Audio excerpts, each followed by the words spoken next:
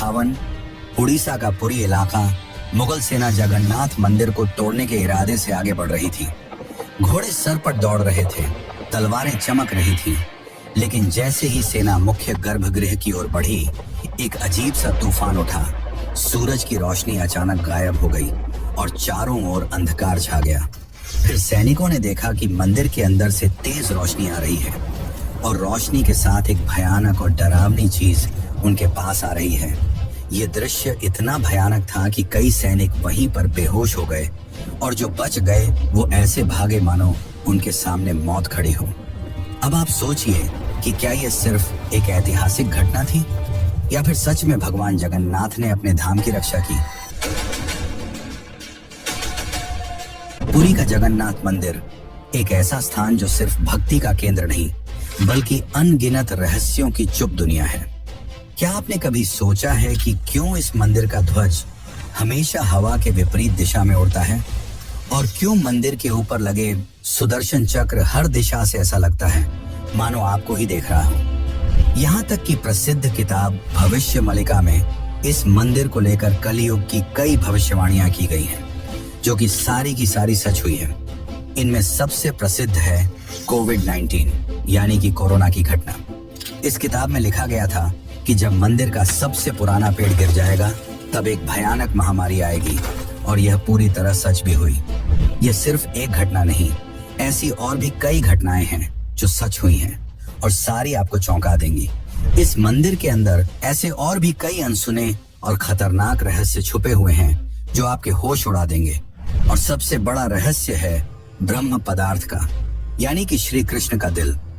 माना जाता है कि इस मंदिर में श्री कृष्ण का दिल आज भी मौजूद है, जिसे हर 12 साल में पुरानी मूर्ति से निकालकर नई मूर्ति में डाला जाता है, और यह प्रक्रिया काफी महत्वपूर्ण है। इस दौरान अगर कोई श्री कृष्ण के दिल को देख ले तो वह तुरंत मर जाता है, जिसकी कई घटनाएं हमारे सामने आती हैं। पिछले 800 सालों से इस मंदिर का ध्वज हर रोज बदला जाता है और कहा जाता है कि अगर इसे एक भी दिन न बदला गया तो मंदिर को 18 सालों के लिए बंद करना होगा।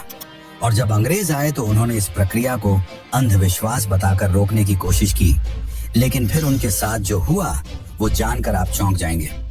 इस मंदिर के मुख्य प्रवेश द्वार में 22 सीढ़ियां हैं जिन्हें पार करना होता है, लेकिन इनमें से तीसरी सीढ़ी पर पैर रखना सख्त मना है। पर आखिर ऐसा क्यों है और क्या होगा यदि आपने तीसरी सीढ़ी पर पैर रख दिया?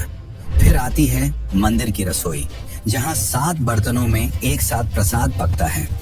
पर नीचे की आंच से ऊपर वाला बर्तन पहले कैसे पक जाता है? क्या मंदिर की रसोई विज्ञान के नियमों को भी चुनौती देती है? ऐसे ही और भी न जाने कितने चौंकाने वाले रहस्य। ये सिर्फ एक मंदिर नहीं, ये एक ऐसा तीर्थ है जहां धर्म, विज्ञान, वास्तु और चमत्कार चारों एक साथ खड़े हैं, जहां श्रद्धा सिर्फ पूजा नहीं बल्कि रहस्यों से सामना करने की तैयारी है। तो क्या आप तैयार हैं एक ऐसे सफर के लिए जहां हर अध्याय आपको चौंकाएगा, हर रहस्य आपके विश्वास को चुनौती देगा और हर जवाब एक नए सवाल को जन्म देगा? चलिए चलते हैं जगन्नाथ मंदिर की उस रहस्यमयी यात्रा पर, जहां भगवान खुद हर सवाल का उत्तर है।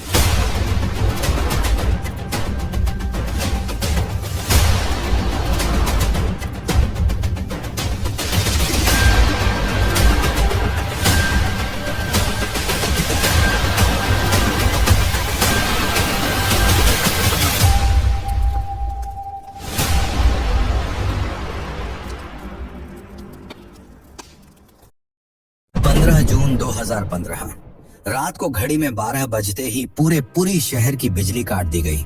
ये कोई साधारण बिजली कटौती नहीं थी। इस बिजली कटौती का कारण था मंदिर के गर्भगृह में चल रही विचित्र घटना।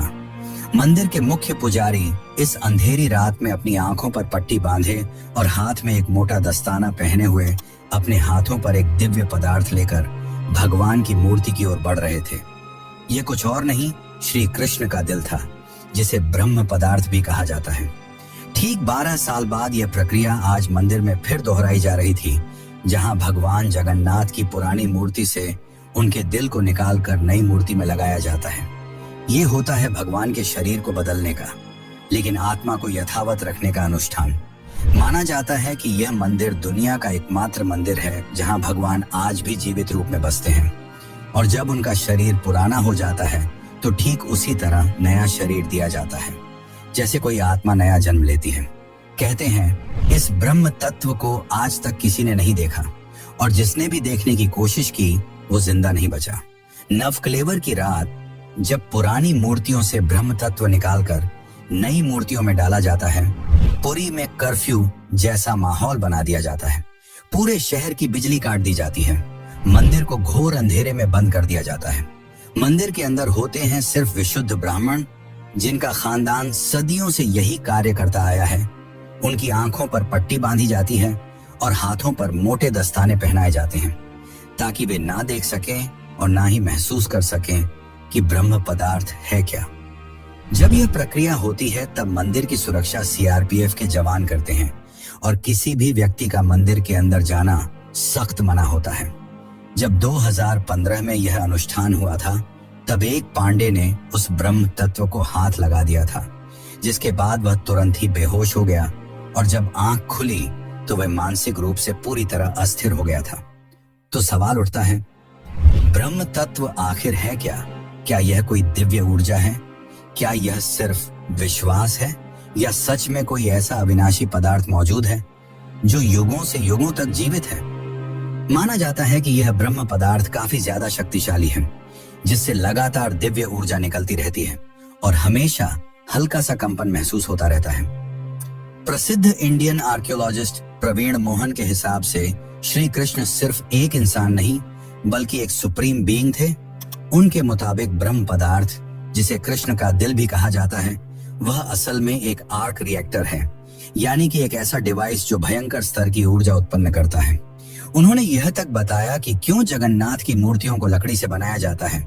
उनके अनुसार लकड़ी बिजली को कंडक्ट नहीं करती, जिस कारण वह ब्रह्म पदार्थ से निकलने वाली इलेक्ट्रोमैग्नेटिक एनर्जी को रोक लेती है। वैसे तो माना जाता है आज तक इसे किसी ने नहीं देखा है, पर आज से करीब 50 साल पहले एक व्यक्ति ने दावा किया था कि उसने इस हृदय को देखा है। उसने कहा कि हृदय चांदी की तरह तरल बह रहा था और यही तरल लकड़ी को कमजोर कर देता है, जिस कारण हर 12 साल में मूर्तियों को बदलना पड़ता है। उस व्यक्ति ने यह तक कहा कि जब उस हृदय को प्रकाश में लाया गया तो वह चक्र की तरह घूमने लगा और जोर से कंपन करने लगा, यानी कि जब इस ब्रह्म पदार्थ को रोशनी मिलती है तो यह और भी ज्यादा सक्रिय हो जाता है, जो कि खतरनाक साबित हो सकता है, जिस कारण हर बार जब इसे पुरानी मूर्ति से नई मूर्ति में बदला जाता है तब पूरी शहर की बिजली काट दी जाती है। विज्ञान के लिए आज भी यह एक चौंकाने वाला रहस्य है जिसे कोई समझ नहीं पाया, लेकिन भक्तों के लिए यह उनके श्री कृष्ण है, उनका दिल है, जिस कारण हर दिन लाखों की तादाद में भक्त भगवान जगन्नाथ के दर्शन करने आते हैं। वैसे क्या आपको पता है कि जब श्री कृष्ण की मृत्यु हुई तब पांडवों ने उनके शरीर को जला दिया था, पर फिर कैसे उनका हृदय बच गया और वह पुरी तक कैसे पहुंचा? और इस भव्य मंदिर की रचना किसने की? आखिर कौन था जिसने बड़ी ही चमत्कारी तरीके से भगवान जगन्नाथ की मूर्ति बनाई? तो चलिए जानते हैं अब इस रहस्यमयी और रोचक घटना को, जो आपको इंटरनेट और किताबों में नहीं देखने को मिलेगी। लेकिन उससे पहले अगर आपको वीडियो अच्छी लग रही है तो इसे लाइक करके कमेंट में जय जगन्नाथ जरूर लिखें। आज से करीब 5000 साल पहले महाभारत युद्ध के पश्चात चारों तरफ केवल लाशें ही पड़ी थीं। लाखों पड़े शव और कौरवों के विनाश ने सब कुछ झकझोर दिया। कौरवों की माता गांधारी ने इस विनाश का कारण श्री कृष्ण को बताया। उनके हिसाब से अगर श्री कृष्ण चाहते तो यह युद्ध होता ही नहीं, पर उन्होंने ऐसा नहीं किया, जिसके कारण क्रोधित होकर गांधारी ने कृष्ण को श्राप दिया, गिना, जिस प्रकार मेरे वंश का विनाश हुआ है ठीक उसी प्रकार तुम्हारे भी वंश का विनाश हो जाएगा। इस श्राप के 36 साल बाद जब एक दिन श्री कृष्ण जंगल में विश्राम कर रहे थे, तब एक शिकारी ने उन्हें हिरण समझकर उन पर तीर चला दी, और जैसे ही तीर श्री कृष्ण के पैरों पर जाके लगी, उन्होंने इस लोक को छोड़ दिया और मृत्यु को स्वीकार किया। और माना जाता है कि उनके मृत्यु के साथ ही पूरी द्वारका नगरी पानी में समा गई, जिससे उनका पूरा वंश समाप्त हो गया। माना जाता है कि जब शिकारी ने उन्हें गलती से मारा तो उसे बहुत पछतावा हुआ और उसने श्री कृष्ण से माफी मांगी, पर श्री कृष्ण ने बताया कि ये मेरे ही कर्मों का फल है। उन्होंने समझाते हुए कहा कि पिछले जन्म में तुम महान वानर राजा बाली थे, जिसे मैंने ही राम अवतार में छल से मार दिया था, और उसी कारण आज तुम मेरे मृत्यु का कारण बने। माना जाता है कि जब श्री कृष्ण की मृत्यु की खबर पांडवों को मिली तो उन्होंने पूरे रीति रिवाज से श्री कृष्ण का अंतिम संस्कार किया, और जब उनके शरीर को जलाया गया तो उनका पूरा शरीर पंचतत्वों में विलीन हो गया, परंतु उनका हृदय बच गया और जलने की बजाय और भी अधिक ऊर्जा से धड़कने लगा। इसी हृदय को बाद में ब्रह्म पदार्थ कहा गया। अर्जुन ने इस हृदय को लकड़ी के मंच पर रखकर नदी में बहा दिया। काफी लंबे समय तक बहने के बाद यह ब्रह्म पदार्थ उड़ीसा के समुद्र तट पर पहुंचा। उस समय उस तट पर सबरा जनजाति समुदाय के लोग रहा करते थे। उस जनजाति के मुखिया विश्ववसु ने जब इस ब्रह्म पदार्थ को देखा तो वे इसकी ऊर्जा और दिव्य प्रकाश से प्रभावित हो गए। उन्होंने तुरंत ही पहचान लिया कि यह भगवान के ही रूप हैं, और उन्होंने इसे नील माधव के रूप में पूजना शुरू कर दिया। उसी समय मालवा के राज्य में राजा इंद्रद्युम्न राज्य किया करते थे। वे भगवान विष्णु के काफी बड़े भक्त थे। एक दिन उन्होंने नील माधव के दर्शन करने की इच्छा व्यक्त की और उन्हें ढूंढने लगे, और यही आगे चलकर जगन्नाथ के निर्माण की आधारशिला बनी। जैसा कि मैंने बताया, राजा इंद्रद्युम्न विष्णु के परम भक्त थे, और एक रात स्वयं भगवान विष्णु उनके सपने में आए और उन्हें कहा कि वे उनकी दिव्य मूर्ति नील माधव को ढूंढें और उनके लिए एक भव्य मंदिर का निर्माण करें। श्री हरि विष्णु ने उन्हें यह भी बताया कि यह ब्रह्म पदार्थ उन्हें नीलांचल पर्वत में मिलेगा, जिसके पश्चात राजा ने अपने ब्राह्मण पुजारी विद्यापति को आदेश दिया कि वह इस मूर्ति को ढूंढ निकाले। विद्यापति कई दिनों तक नीलांचल पर्वत के अलग हिस्सों में इसकी तलाश करते रहे, और तब जाकर अंत में उन्हें पता चला कि इस मूर्ति को आदिवासी मुखिया विश्ववसु ने एक गुफा में छुपा कर रखा है, और वे दिव्य रूप से उसकी पूजा करते हैं। जब विद्यापति ने इसके दर्शन करने की अनुमति मांगी, तब विश्ववसु ने यह कहकर मना कर दिया कि यह उनके जाति का निजी मामला है। जिसके बाद विद्यापति ने चालाकी दिखाई और विश्ववसु की पुत्री ललिता से विवाह कर लिया। अब विद्यापति ने ललिता की मदद से विश्ववसु को मनाया और वे उस गुफा की ओर चल पड़े। जैसे ही विद्यापति ने उस नील माधव की मूर्ति को देखा, वे उसकी ऊर्जा से काफी ज्यादा प्रभावित हुए और उन्होंने तुरंत ही यह बात राजा इंद्रद्युम्न को बताई। लेकिन जब राजा इंद्रद्युम्न वहां पहुंचे, तब तक विश्ववसु ने वह मूर्ति वहां से हटा दी थी, जिससे राजा काफी उदास हो गए और अपने महल लौट आए। इसके बाद फिर से रात में भगवान विष्णु उनके सपने में आए और कहा कि पुरी के तट पर एक बड़ा नीम का पेड़ बहकर आएगा, तुम उस पेड़ से मेरी नई मूर्ति बनाना। वह पेड़ काफी बड़ा था, जिसे उठाना आसान नहीं था। आखिर में जैसे तैसे वे पेड़ को महल तक ला पाए, लेकिन अब सवाल यह था कि इनसे भगवान की मूर्ति कौन बनाएगा। बहुत से कारीगरों ने इस पेड़ से मूर्ति बनाने की कोशिश की, लेकिन सब असफल रहे। उन्होंने कहा कि पेड़ इतना ज्यादा मजबूत है कि हमारे छेनी हथौड़ी का उस पर कोई असर नहीं हो रहा। ये सुनकर राजा काफी परेशान हो गए। तभी एक दिन भगवान विश्वकर्मा एक बूढ़े साधु के रूप में वहां पधारे और उन्होंने कहा कि वे ये मूर्ति 21 दिनों में बनाकर देंगे। राजा काफी प्रसन्न हुए, पर उस बूढ़े आदमी ने एक शर्त रखी।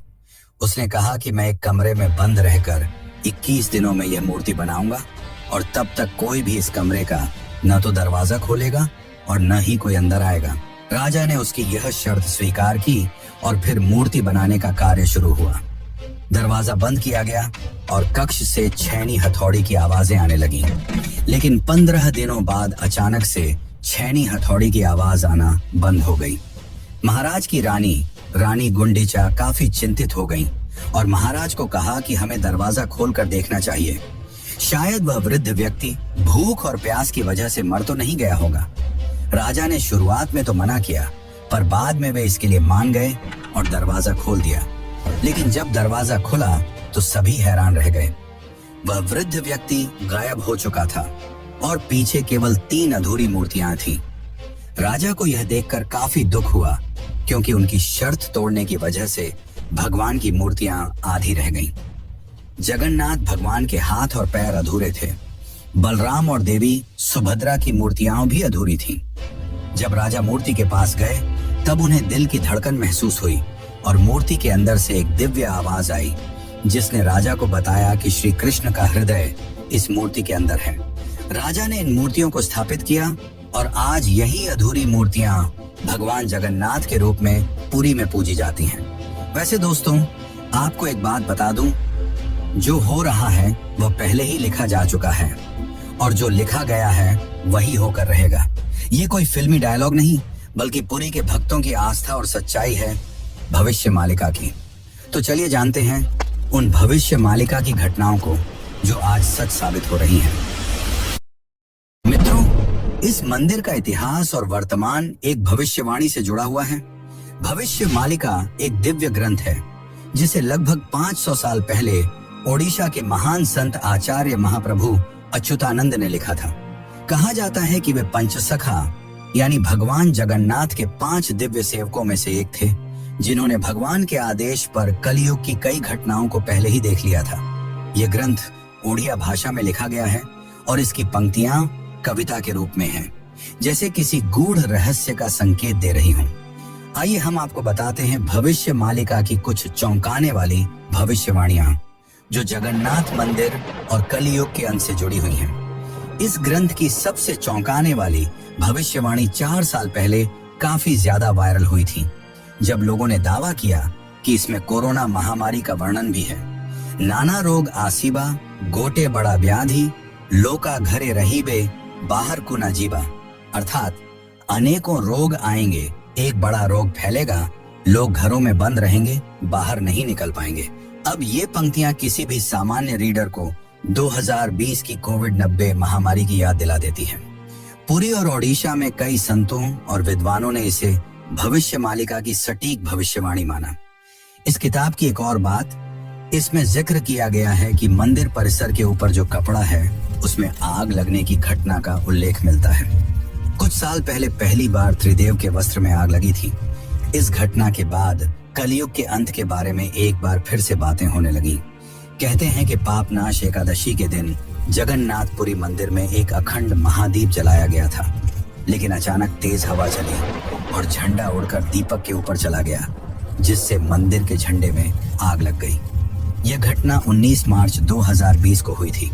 कहा जाता है कि दूसरे मंदिरों की तरह जगन्नाथ मंदिर के गुंबद पर कभी कोई पक्षी नहीं बैठता और ना ही इस पर कोई प्लेन या हेलीकॉप्टर उड़ता है, लेकिन जुलाई 2020 के बाद से मंदिर के गुंबद पर गिद्ध, चील और बाज को देखा गया था। ये पक्षी मंदिर के गुंबद, स्तंभ और नील चक्र पर भी बैठे थे।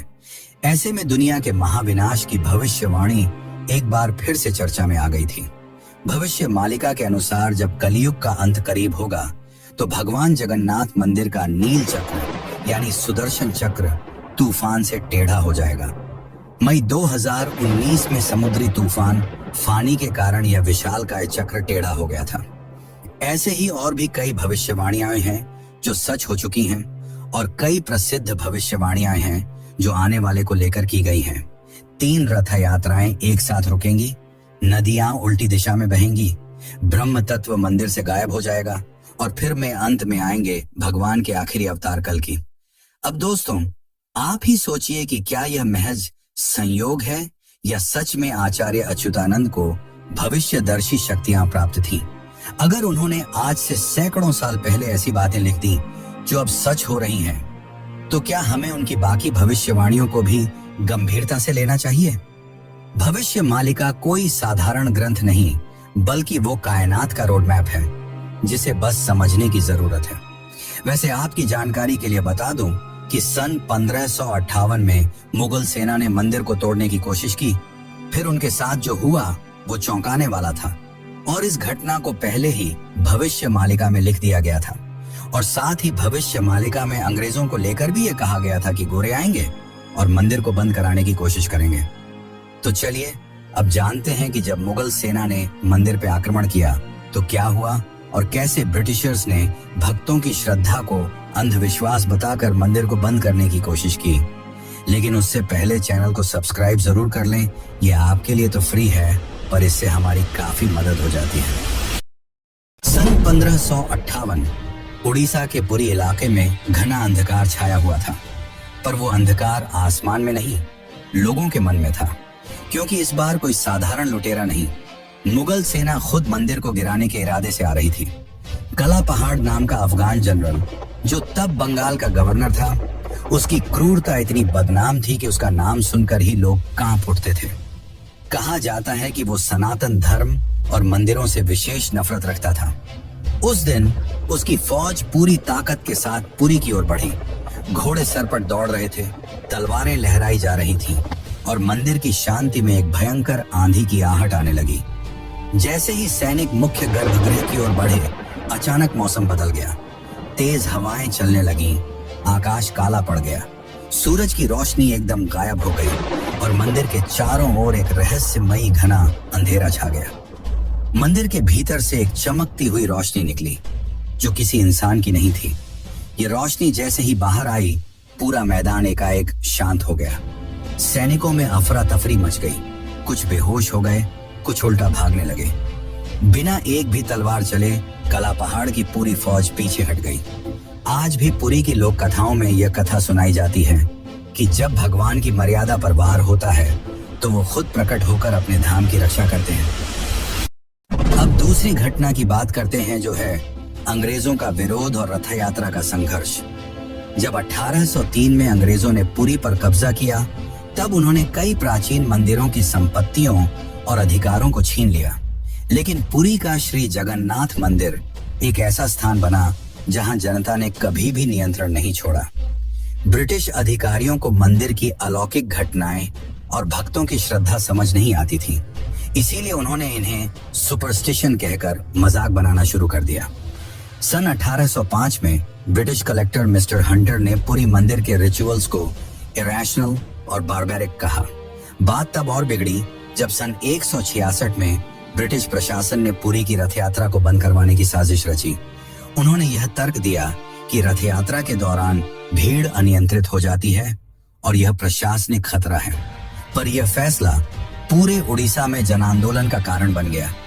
लाखों लोग सड़कों पर उतर आए, मठों, आचार्यों और गांवों ने खुलकर विरोध किया। रथ यात्रा का रथ निर्माण कार्य लोगों ने खुद शुरू कर दिया, यह कहते हुए कि अगर भगवान नहीं चलेंगे तो हम भी नहीं चलेंगे। इस जनता के दबाव और आक्रोश के चलते ब्रिटिश सरकार को पीछे हटना पड़ा और 1964 में फिर से रथ यात्रा की अनुमति दी गई। इसके बाद अंग्रेजों ने कभी पुरी मंदिर के अंदरूनी मामलों में दखल नहीं दिया।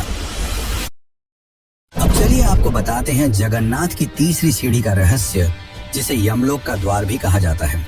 वैसे तो इस मंदिर में 22 सीढ़ियां हैं, पर सबसे खास है तीसरी सीढ़ी, क्योंकि इसमें पैर रखना उचित नहीं माना जाता।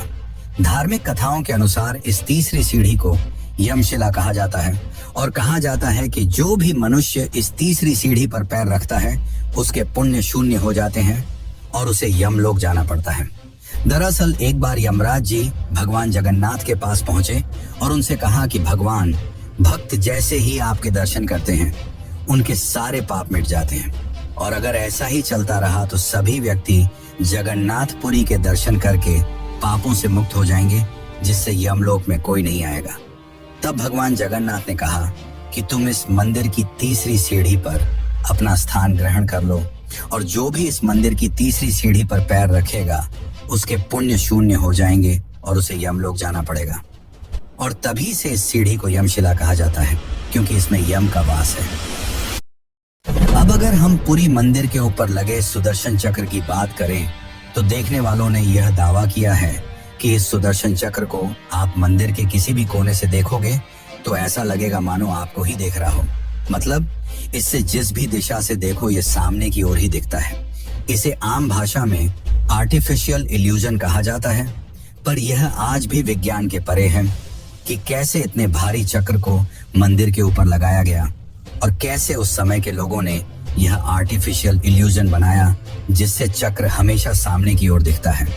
इसे आज भी विज्ञान नहीं समझ पाया, पर भक्तों के अनुसार यह श्री कृष्ण का चक्र है जिसे उन्होंने इस दुनिया की रक्षा के लिए इस मंदिर में स्थापित किया है। और भविष्य मालिका की एक और पंक्ति के हिसाब से जब यह मंदिर समुद्र के अंदर समा जाएगा तब कलयुग अपने अंतिम चरण पर होगा और तब आएंगे विष्णु के आखिरी अवतार कल्कि। जानते हैं पुरी के रसोई घर के बारे में। जगन्नाथ पुरी का रसोई घर दुनिया की सबसे बड़ी और सबसे रहस्यमयी रसोई है, जिसके अनोखे तथ्य और परंपरा भक्तों को आश्चर्यचकित कर देती है। और रसोई का सबसे बड़ा रहस्य यह है कि यहाँ भोजन 7 मिट्टी के बर्तनों में बनाया जाता है और हर एक बर्तन को एक के ऊपर एक रखा जाता है। और स्वाभाविक है कि सबसे नीचे के बर्तन में ज्यादा आंच आ रही है तो उसे सबसे पहले पकना चाहिए, लेकिन पुरी में ऐसा नहीं होता। ये चौंकाने वाली बात है कि 7 बर्तनों में जो सबसे ऊपर होता है उसका खाना पहले पकता है, जो विज्ञान के सारे तथ्यों को गलत साबित करता है।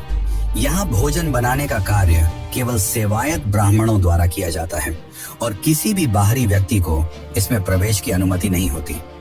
इस पवित्र रसोई में किसी प्रकार के आधुनिक ईंधन या गैस का उपयोग नहीं किया जाता, बल्कि केवल लकड़ी के चूल्हे पर पारंपरिक विधि से प्रसाद बनाया जाता है। पुरी मंदिर में रोजाना लगभग 50,000 से 2 लाख लोगों तक को महाप्रसाद बांटा जाता है। लेकिन चमत्कार देखो, कभी भी खाना बर्बाद नहीं होता और कभी भी कम नहीं पड़ता। मान्यता है कि मां लक्ष्मी स्वयं प्रतिदिन रसोई में आती हैं और रसोई के सेवकों को अंतः प्रेरणा देती हैं कि आज कितनों के लिए प्रसाद तैयार करना है।